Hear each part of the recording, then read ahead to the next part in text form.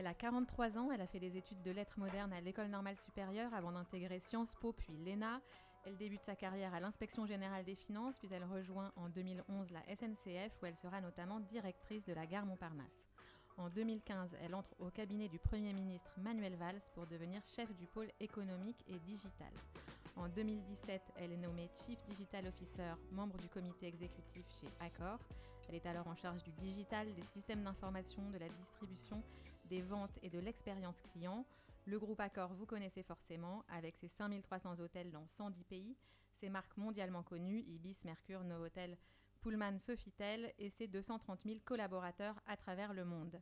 En 2020, elle devient directrice générale du hub Europe du Sud avec pour mission de développer l'activité du groupe en France, en Espagne, en Italie, en Grèce, au Portugal, à Malte et en Israël. Elle est aussi très impliquée dans le coaching et l'enseignement des enjeux de performance, de transformation digitale et de transition énergétique. J'ai le plaisir de recevoir pour ce podcast Demain vous appartient une dirigeante vraiment engagée, Maud Bailly. Bonjour. Bonjour. Alors la première question que j'ai envie de te poser, Maud, et que je pose généralement à mes invités, c'est est-ce que ton caractère engagé fait partie de ton ADN? Est-ce que c'est quelque chose qui a toujours été en toi, qui a guidé ton parcours, ou est-ce que c'est quelque chose qui est venu avec le temps, ce qui ne serait pas négatif pour autant, puisqu'on évolue tous avec les années? Bonjour à tous. Je pense que j'ai toujours eu un penchant très engagé, mais je pense que l'engagement, ça se travaille. C'est même une discipline ou un devoir. Et je pense que cette tendance à l'engagement s'est accrue dès lors que j'ai eu des responsabilités de leadership. Parce que finalement, l'engagement, c'est aussi servir quelque chose de plus grand que soi, agir dans un collectif, rendre. Et le vrai déclic a sans doute été... déjà en rejoignant la fonction publique, j'ai servi 10 ans l'État, j'ai travaillé pour le gouvernement, j'ai travaillé dans différents ministères, à l'international aussi, et j'aimais l'idée de contribuer à quelque chose de plus grand que moi. Donc ça, je l'ai beaucoup eu dans le public. Et puis je me suis rendu compte en basculant dans le privé que le public n'avait pas le monopole de l'intérêt général et qu'on peut bien évidemment participer à un intérêt collectif dans le privé. Et particulièrement, en tout cas dans mon cas, dans des fonctions de leadership et de management. Donc, pour répondre à ta question, Claire, j'ai toujours eu, je crois, ce côté engagé, déterminé, têtu, passionné. Mais il s'est beaucoup précisé, affermi avec l'âge. Très bien. Et effectivement, dans le privé, on peut aussi, on a beaucoup de leviers finalement pour servir l'intérêt général. On va en parler tout au long de ce podcast. Alors, on parle beaucoup d'environnement en ce moment. Évidemment, la COP27 vient de s'ouvrir en Égypte. On n'a jamais autant parlé de sobriété énergétique que depuis cet été. Est-ce que tu peux nous dire 2 ou 3 grandes mesures concrètes qui ont été mises en place au sein d'Accor pour réduire votre impact carbone et pour développer l'économie circulaire? On a très vite compris que tout ce qui était lié au développement durable ne devait pas venir de la loi, ne devait pas être une contrainte imposée, mais un choix. Il faut quand même rappeler que le cœur de l'hôtellerie, c'est l'accueil et le souci des autres. Et en même temps, le paradoxe, Claire, c'est que ce secteur, cette industrie, est souvent perçue comme prédatrice. Prédatrice en termes d'utilisation des ressources, des communautés locales, prédatrice en termes d'impact environnemental. Donc très vite, moi j'ai la chance de diriger 1900 hôtels avec mes équipes et la confiance de mes propriétaires dans 7 pays. On s'est dit, plutôt que d'attendre que la loi nous impose de faire ce virage dans une transition durable de l'hôtellerie, on va contribuer à la réfléchir et à la penser ensemble.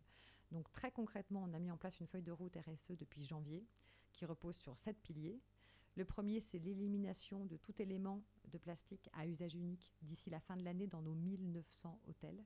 Donc on a identifié de manière très pratique, parce que le développement durable, c'est pragmatique, c'est pas tant des mots que des actions. On a identifié près de 45 objets qui étaient faits en plastique à usage unique dans les hôtels. On a travaillé avec la direction de nos achats, on a travaillé avec le marché. Les solutions n'étaient pas toujours prêtes. Et on a forcé le marché à essayer de trouver des solutions alternatives. On est encore en train de chercher des solutions alternatives pour l'emballage plastique des snacks, mais aussi des oreillers ou les chaussons en plastique, qui sans plastique peuvent devenir glissants et donc dangereux. Et donc on a recensé toutes les solutions alternatives davantage éco-responsables pour le marché. Et d'ici la fin de l'année, on s'est engagé à l'échelle du groupe à éliminer tous les éléments de plastique à usage unique dans l'ensemble de nos hôtels. Donc dans mes 1900 hôtels dans mon hub, mais aussi à l'échelle du groupe. Ça, c'est le premier engagement très concret. Le deuxième engagement, c'est la réduction de l'empreinte carbone, moins 46% de nos émissions carbone d'ici 2030 et neutralité carbone d'ici 2050. Donc ça, c'est un engagement chiffré, concret. Et on est en train d'équiper l'ensemble de nos hôtels avec un outil de pilotage de la performance énergétique pour comprendre où on est aujourd'hui en termes de performance énergétique de nos bâtiments, aider nos propriétaires en ce sens. Le décret tertiaire et la réglementation produite par l'ADEME, c'est quand même quelque chose qui n'est pas simple à comprendre. Donc on a un rôle d'acculturation, d'éducation, d'accompagnement de nos propriétaires. Et à partir du bilan de la performance énergétique de chaque hôtel, on accompagne nos propriétaires pour s'assurer que leur empreinte carbone se réduit et soit mieux maîtrisée et pilotée pour une neutralité carbone d'ici 2050. Le troisième pilier, c'est la lutte contre le gaspillage alimentaire. On produit chaque année énormément d'agriculture, énormément de production alimentaire, et il faut savoir que 30% de ce qu'on produit à l'échelle mondiale est jeté. Et ça, c'est bien au-delà du secteur de l'hôtellerie. Je suis une fan des buffets de petit-déj. Je trouve que la nourriture, ça fait partie de la joie.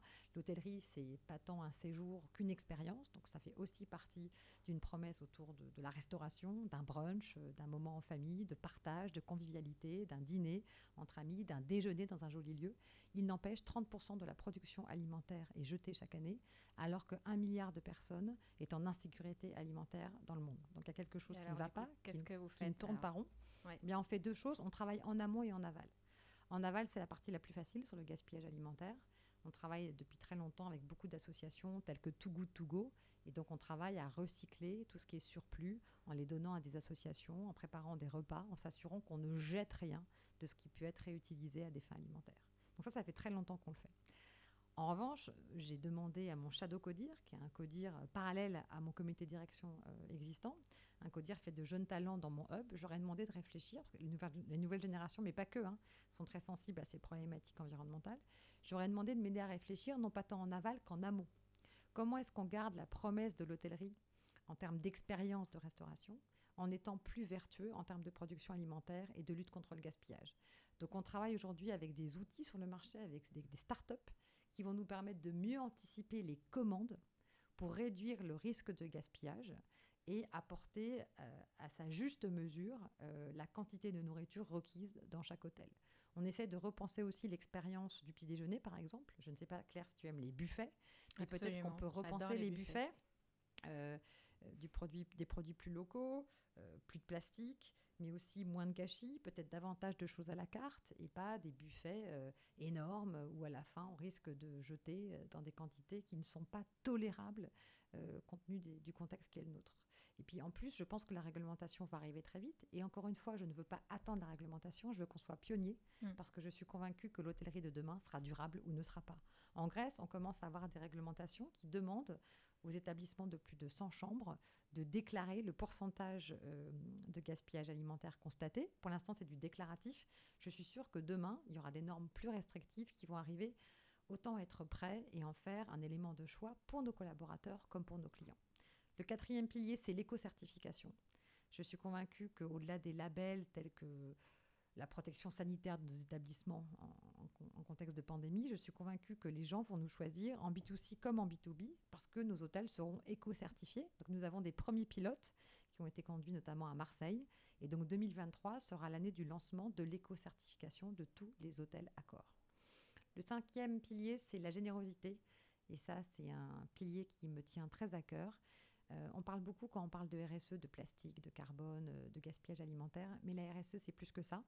C'est la capacité à servir quelque chose de plus grand que soi et d'avoir un impact positif au monde, chacun à son modeste niveau. Et donc la générosité, elle est silencieuse selon moi, donc il ne faut pas trop en parler. Mais puisque tu me poses la question, c'est par exemple en période de Covid, s'assurer que nos hôtels restent ouverts et servent à leur raison d'être, c'est-à-dire des lieux d'accueil dans les bons mais aussi dans les mauvais moments. Et donc, grâce à Sébastien Bazin, notre CEO, on a permis, avec le soutien et l'accord de nos propriétaires, d'ouvrir nos hôtels aux personnes au besoin pendant le Covid.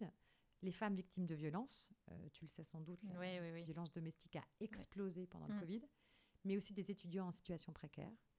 Le personnel médical, beaucoup, pendant le premier confinement, mais aussi des réfugiés venant d'Afghanistan, puis d'Ukraine. voilà, des personnes sans abri, le tout main dans la main avec les pouvoirs publics. Et le S de RSE, c'est ça, c'est cette dimension sociétale. Absolument, on va y revenir à ce côté ensuite, social et sociétal. Tout ce qui est diversité, on en parlera, mais on est très engagé en termes de RSE sur la diversité des profils. Il me semble que les équipes les plus performantes sont les plus diverses. Et donc, on s'est donné des objectifs très ambitieux en termes de diversité. Et mon dernier pilier de notre feuille de route RSE, et je m'arrêterai là, c'est la formation. Parce que, évidemment, une transition durable de l'hôtellerie ne peut pas se faire toute seule. Elle doit être l'affaire de tous. Absolument. Donc, on retient bien cette idée d'être proactif, qui est une idée essentielle, et de ne pas attendre pas attendre la réglementation, on va dire, pour changer les choses. Donc, comme tu le disais, dans RSE, on a un peu tendance en ce moment à oublier le S. On nous parle énormément d'environnement, de sobriété énergétique, de bilan carbone, mais la politique sociale d'une entreprise, c'est tout aussi important, et elle se mobilise pour de nombreuses causes. Chez Accor, est-ce qu'il y a une cause coup de cœur ? Je sais que vous avez un partenariat avec la Fondation des femmes, par exemple.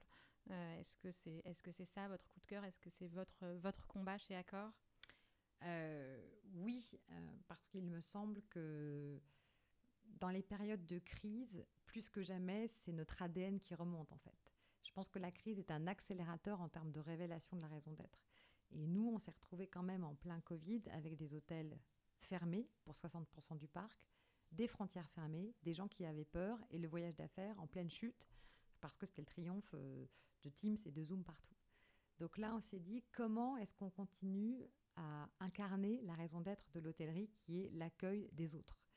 Et donc ce souci de l'autre, de l'altérité, s'est traduite dans des engagements encore plus forts avec la Fondation des femmes, avec la Maison des femmes, qui plus est dans un contexte où, comme vous le savez, la violence domestique a augmenté de plus à 30 à 40% à peu près partout en France. Absolument, donc, envers les femmes et les enfants d'ailleurs. On a ce partenariat avec la Maison des femmes et la Fondation des femmes. On a aussi beaucoup travaillé avec la PHP, mais aussi avec le SAMU, les différentes administrations sociales pour accueillir des personnes sans abri, là encore avec le soutien de nos propriétaires. Et puis plus récemment, même si c'est un peu triste de voir cette actualité, nos hôtels ont aussi accueilli des réfugiés, comme je le disais tout à l'heure, d'Afghanistan, d'Ukraine, parce que je pense que cette raison d'être doit s'incarner dans tous les moments de notre industrie. Après, ma cause coup de cœur, c'est la diversité. On a un réseau qui s'appelle le RISE, R-I-I-S-E. Le RISE n'est pas un réseau de parité, c'est un réseau de diversité. Il promeut la diversité dans tous ses genres, une diversité de genre, mais aussi d'âge et d'origine socioculturelle. Donc l'idée, c'est d'être entouré non pas que de femmes, mais d'hommes et de femmes, de juniors et de seniors, et de différentes nationalités. Aujourd'hui, par exemple, j'ai la chance d'avoir 50% d'hommes et de femmes dans mon comité de direction, des âges qui vont de 28 ans à 63 ans, et 7 nationalités. Et je peux te dire, Claire, qu'avoir des équipes avec des regards aussi différents et des profils aussi différents, c'est une richesse exceptionnelle pour aborder le monde.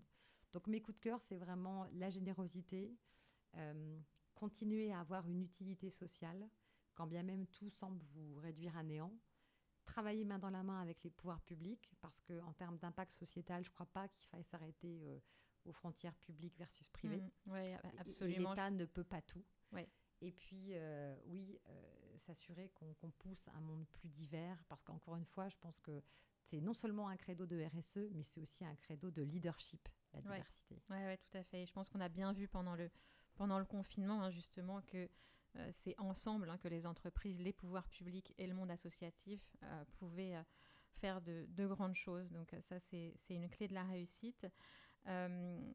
Pour rester sur la thématique des femmes, il y a un sujet dont on parle beaucoup aussi en ce moment, c'est l'égalité entre les femmes et les hommes. Une loi est passée en décembre 2021 imposant un quota de 40% de femmes dans les COMEX des entreprises de plus de 1000 salariés d'ici 2027. 2027, c'est encore un peu loin.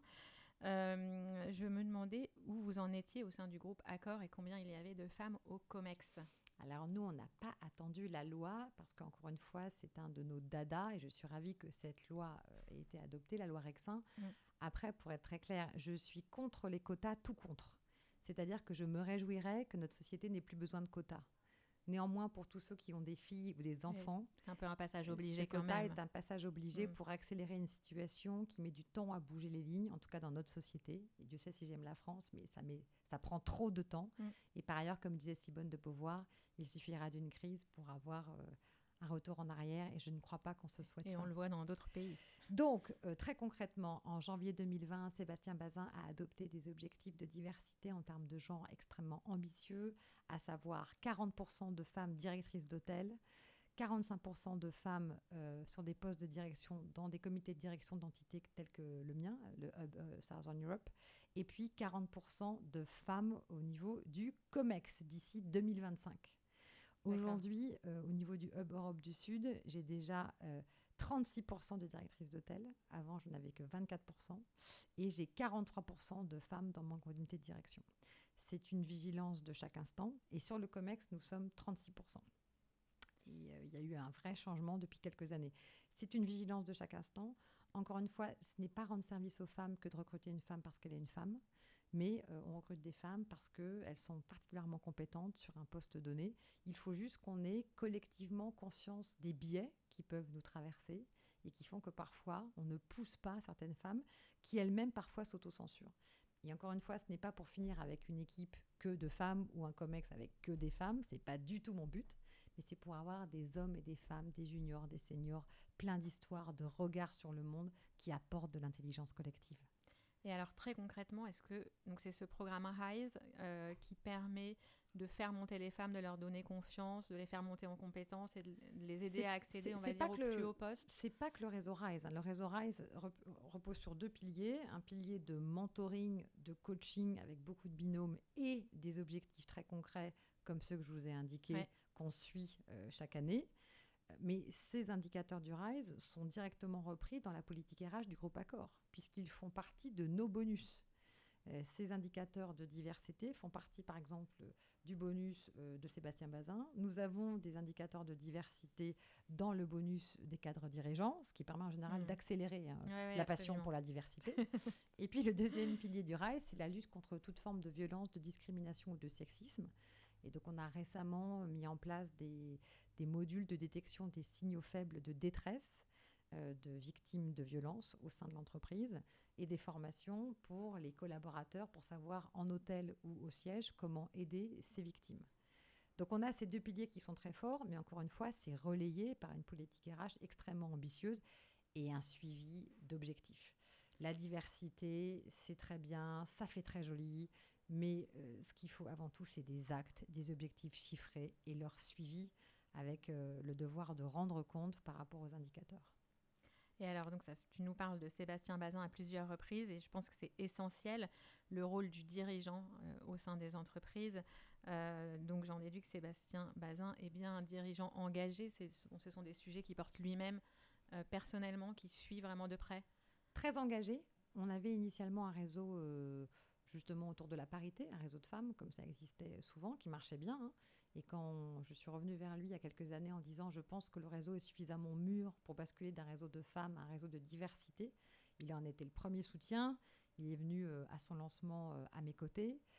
Aujourd'hui, nous sommes 28 000 membres dans le monde, avec 50% de femmes et 50% d'hommes. Il faut des hommes pour porter aussi la cause de la diversité et des femmes. Ne nous trompons pas de combat. Et n'allons pas reproduire ce qu'on reproche, ce dont on dit avoir souffert. Donc, c'est 50% d'hommes et de femmes, et on est 28 000 dans le monde à porter l'ambition du RISE. Et oui, Sébastien est très engagé, et je trouve que le fait qu'il ait lui-même dans son bonus ces indicateurs est un signe extrêmement fort vis-à-vis de l'extérieur. Et puis, il est très engagé aussi sur le S de la RSE, au-delà de la feuille de route sur le plastique, le carbone. C'est lui qui a proposé de renoncer aux dividendes du groupe avec le board lors du Covid. Et il a dédié un tiers des dividendes non perçus du coup du groupe, donc à savoir 70 millions, à un fonds de solidarité qui s'appelle Heartist Fund, pour venir en soutien aux 230 000 collaborateurs qui n'ont pas la chance, comme en France, d'avoir une couverture médicale ou sociale. Donc, voilà, bien sûr, il y a une dimension d'environnement, il y a une dimension de planète, mais il y a aussi une dimension de soins des autres. Social, oui, tout à fait. Et je crois qu'un hôtel est un lieu ancré dans une destination. Et les hôtels de demain seront des lieux inclusifs, en interne, mais aussi des lieux inclusifs vis-à-vis de leur environnement direct, que ce soit en termes de contribution au bien-être de leur environnement immédiat, d'utilisation des ressources, d'emploi, d'engagement des collaborateurs, de qualité à rendre. Je crois beaucoup au fait qu'on est en train de travailler, on est en train de dessiner les hôtels de demain. Et alors justement, donc cet engagement, il est porté au plus haut niveau par le PDG, mais on voit qu'il y a aussi une difficulté souvent pour que cet engagement infuse en dessous, j'allais dire dans les strates inférieures, mais au sein des managers pour plein de raisons, parce qu'il y en a qui ne sont pas tellement sensibles au sujet RSE, pour eux c'est quelque chose d'assez, on va dire, d'assez flou, parfois pas tellement concret. Il y a aussi une problématique de temps, hein. Souvent ils disent bah oui, la RSE c'est bien, c'est sympa, mais bon, moi j'ai vraiment pas le temps. Est-ce que vous arrivez, et si oui, comment vous y arrivez, parce qu'il y a beaucoup d'entreprises qui n'y arrivent pas encore, à faire en sorte que les managers s'approprient la politique RSE de l'entreprise et permettent aussi aux salariés de leur équipe parfois de dégager du temps pour faire du mentorat, pour faire du tutorat, pour s'engager, ne serait-ce que quelques heures par mois. Déjà, je crois qu'il ne faut pas se voiler la face. La RSE, c'est du temps. Et donc, il faut se donner les moyens de notre ambition. Si on veut vraiment mettre en œuvre la feuille de route que j'ai évoquée, entre le plastique, le carbone, le gaspillage alimentaire, l'éco-certification, les mesures de solidarité, les KPI de diversité et la formation de tous, il faut du monde. Et donc, nous, on a créé un poste dédié de patron de la RSE sur le hub.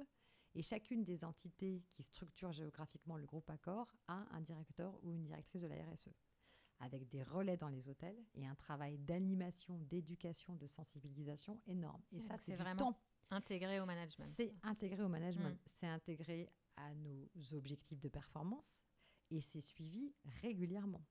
Par ailleurs, c'est un travail extrêmement matriciel. Si on prend simplement l'exemple de l'élimination du plastique à usage unique dans les hôtels, la direction des achats recense les éléments composés de plastique à usage unique. Elle travaille avec les fournisseurs et le marché pour trouver des solutions alternatives. La direction marketing adapte les standards de chaque marque en supprimant tous les éléments qui auparavant étaient en plastique à usage unique. La communication prépare des guides opérationnels d'élimination du plastique à usage unique.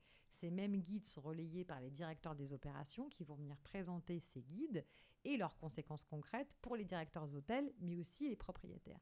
C'est toute une chaîne qui se met en marche. Donc c'est des ressources dédiées, du budget d'animation, du temps. Moi-même, je parle régulièrement à mes directeurs d'hôtels sur 1900 hôtels en Europe du Sud. J'ai organisé en juin un call avec l'ensemble de mes directeurs d'hôtels pendant 1h30 via Teams sur les modalités concrètes de l'élimination du plastique à usage unique. Et je crois qu'on n'a jamais eu autant de questions dans le chat. Je crois qu'on a eu 600 ou 700 questions des directeurs d'hôtels qui posaient des questions, qui demandaient ce qu'ils devaient faire avec les stocks, qui ne savaient pas quelle serait la bonne solution pour tel produit. Donc c'est vraiment une mobilisation d'ensemble. Par ailleurs, la RSE, ça a un coût. Il ne faut pas non plus se voiler la face. Remplacer le plastique par du vrac ou du verre ou des produits par de la production locale, ça ne coûte pas forcément plus cher. D'ailleurs, ce n'est pas l'idée. L'idée, c'est que ce soit plus durable, plus soutenable. Et donc, ça a un coût. Mais les gens qui ne voient que le coût immédiat de la RSE ont des œillères. Oui, c'est pas une vision de long terme. Parce que la vision de long terme, c'est que si on n'opère pas ce changement, il y aura tout simplement plus de bénéfices parce que les gens, j'en suis convaincue, ne nous choisiront plus. Donc moi, aujourd'hui, j'engage cette transformation RSE pour une hôtellerie soutenable et durable parce que je suis convaincue que les clients nous choisiront parce qu'on incarne de manière spontanée et délibérée cette hospitalité plus respectueuse, mais aussi nos talents. On parle beaucoup de guerre des talents. C'est exactement la question que j'allais te poser. Les gens vont nous choisir aussi pour cela. Et encore une fois, pas parce qu'on en parle, mais parce qu'on le fait. Oui, tout à fait. Donc, tu parles de choix, mais effectivement, on voit que la jeune génération choisit de plus en plus les entreprises où elle a envie de travailler. Ces entreprises, ce sont celles qui ont une politique RSE forte, qui ont des valeurs. Et on voit que ça, c'est en train de prendre le pas, hein, même sur le salaire. Donc, je me demandais ce que vous faisiez chez Accor pour conserver les talents, d'une part, et pour attirer cette jeune génération, d'autre part. Alors déjà, je pense que cette jeune génération, mais pas que, hein, on dit beaucoup la jeune génération, c'est vrai, mais finalement, ce souci d'alignement avec les valeurs, avec ses propres valeurs, je pense, a été accéléré, y compris avec le Covid. Il y a une forme de crise un peu existentielle en disant, mais finalement, Est-ce que je suis là où je dois être? La vie est courte, la vie est fragile, je m'en rends compte plus que jamais. Est-ce que finalement, je veux me réveiller tous les matins et aller à ce job? Est-ce que vraiment... la quête de sens est devenue centrale. Voilà, et tant mieux, parce que je trouve que c'est très sain, et ça pousse les compagnies, les entreprises, à être toujours plus alignées aussi avec elles-mêmes. Donc, nous, ce qu'on fait pour justement attirer et retenir les talents, on essaie justement d'incarner notre ADN et notre raison d'être dans des actes. On essaye de montrer par une feuille de route très exigeante que l'hôtellerie bouge. On essaie de montrer avec beaucoup d'humilité qu'on sait d'où on vient, avec cette perception prédatrice, mais qu'on a des objectifs très, très, très concrets. Les objectifs de diversité, ils sont là et on communique dessus. La réduction des émissions carbone et la neutralité carbone, elle est affichée et elle fait partie des objectifs publiés au marché. L'élimination du plastique à usage unique d'ici la fin de l'année. Il y aura forcément quelques tolérances parce que parfois le marché n'a pas de solution alternative. Mais bien au-delà des bouteilles d'eau, on va éliminer tout ce qui peut être en plastique pour les clients dans les chambres, dans les espaces des hôtels. Donc c'est vraiment quelque chose de très fort. L'éco-certification aussi. Finalement, les gens, et je trouve ça très sain, ils veulent des actes au-delà du greenwashing. Et nous, dès lors qu'on leur déroule notre feuille de route, qu'on leur montre, qu'on les emmène dans des hôtels pour leur raconter comment on procède à cette révolution environnementale, là, ils adhèrent. Après, pour attirer aussi les jeunes générations, je pense qu'on s'est beaucoup remis en cause sur nos manières de recruter. On a essayé de s'inspirer des bonnes pratiques à l'extérieur. Je pense que les gens sont recrutés aujourd'hui, pas forcément en se disant qu'ils vont rester 10 ans ou 20 ans dans une entreprise. Ils viennent pour une mission, ils viennent pour un projet, ils viennent pour des leaders. Et on a lancé récemment une initiative qui s'appelle Job au talent, qui consiste à recruter sur la personnalité. Donc, on a organisé des sessions à Paris, à Lyon, à Bordeaux, à Milan. Pas sur le CV, c'est ça? Pas sur le CV. D'accord. Pardon, j'ai dit quoi? Non, sur la personnalité. Ouais, sur la personnalité, pas sur le CV. Ouais, d'accord. Donc, les gens viennent sans CV. Ils viennent comme ils sont. Et après, on estime qu'en termes de formation, notamment dans les métiers de l'hôtellerie, dans les hôtels, il y a plein de métiers où on peut former les gens. Et on est dans un contexte, comme beaucoup d'industries, où on a une pénurie de talents. C'est la guerre pour les talents.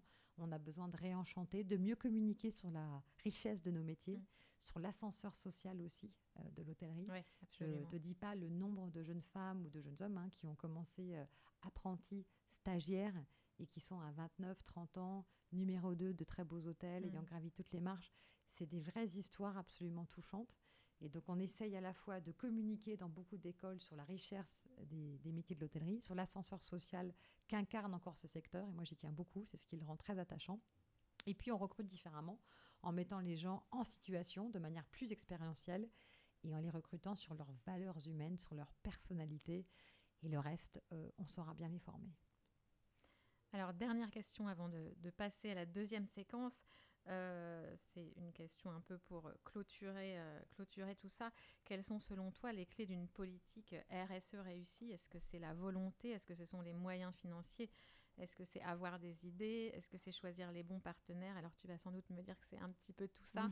Mais si tu devais me donner une clé, quelle serait-elle? Pour moi, une politique RSE structurée, elle est portée au plus haut niveau. Ouais. Elle s'appuie sur des indicateurs extrêmement fermes, non mouvants et non négociables, ou mouvants par le haut. Elle mobilise l'ensemble d'un groupe, c'est-à-dire qu'il y a vraiment un phénomène de cascade. Pour moi, la révolution environnementale, c'est un peu comme le digital il y a 5 ou 10 ans. C'est un élément de transformation avant tout culturelle, et donc elle doit embarquer le plus grand nombre. Donc portée au plus haut niveau, s'appuyant sur des objectifs extrêmement exigeants et non négociables, et ça doit être l'affaire de tous de manière très structurée. C'est très clair. Merci beaucoup pour toutes ces réponses.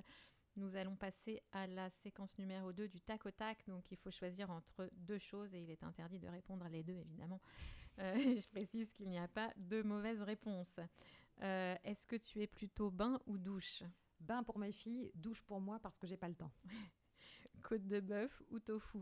Alors, pardon, je suis délibérément rebelle. Côte de bœuf quand vraiment je suis crevée. Tofu grillé pour le reste du temps. Plage ou piscine? Plage, en Bretagne. Avion ou train? Avion, parce que je ne vais pas aller en train à New York. Tout à fait, ça, c'est une bonne réponse. Arrondi en caisse ou pour boire? Arrondi en caisse, quand c'est pour des associations. J'aime beaucoup cette mesure. Gourde ou bouteille d'eau? bouteille d'eau, mais je progresse et j'ai 3 gourdes sur la table de mon bureau. Non, mais j'essaie d'être honnête. Hein. Ouais, Donc, non, mais je dis, il n'y a pas de mauvaise réponse. voilà, voilà. On est là pour dire franchement. Ma première invitée prenait des bains moussants, donc c'est pas, c'est pas un sujet. Réunion en présentiel ou en distanciel? Alors, j'ai beaucoup changé. Avant le Covid, quand quelqu'un me demandait s'il pouvait le lundi et le vendredi être en télétravail alors qu'il avait des équipes, parce qu'il habitait à Bordeaux, je le regardais d'un œil torve en me demandant vraiment si c'était un bon manager. Il n'y a que les imbéciles qui ne changent pas d'avis. J'ai été idiote. Je trouve formidable qu'on puisse aujourd'hui avoir des outils distanciels. Et c'est quelque chose qu'on doit aussi apprendre du Covid. Alors, c'est compliqué pour les leaders de gérer des environnements hybrides complexes comme les nôtres. Néanmoins, ça peut être aussi une sacrée chance. Pendant le Covid, on a transformé une contrainte en opportunité. Comme on ne pouvait pas parler à nos directeurs d'hôtel et aller sur le terrain, eh bien, on leur a parlé via Teams. C'est une manière de garder le lien quand même. Et donc, toutes les 4 à 6 semaines, je parle à l'ensemble de mes directeurs d'hôtel, des centaines de directeurs d'hôtel. Parfois, ils sont jusqu'à 800 connectés sur différents sujets comme les marques, le plastique à usage unique, la stratégie de reconquête de l'été. Et en fait, c'est merveilleux. Donc, oui, pour le télétravail. Oui, parce que c'est facteur de confiance et d'empowerment. Attention, ça oblige les leaders d'aujourd'hui à réinventer leur style de leadership en mode hybride, mais c'est une dimension qui ajoute une complexité intellectuelle supplémentaire. Et n'oublions pas que le distanciel peut aussi permettre de s'adresser au plus grand nombre. Après, pour tout ce qui est créer du lien, détecter les signes informels, créer un vrai attachement, relancer une stratégie en profondeur ensemble, je trouve que rien ne vaut le présentiel, mais ça, c'est peut-être mon côté vieux, quoi. Est-ce que tu es plutôt livre ou liseuse? Livre. J'ai grandi dans les livres grâce à ma maman. Et voilà, je suis littéraire de formation et j'aime toucher un livre, essayer de ne pas trop écorner les pages, avoir l'odeur du papier, parfois un peu d'encre sur le pouce.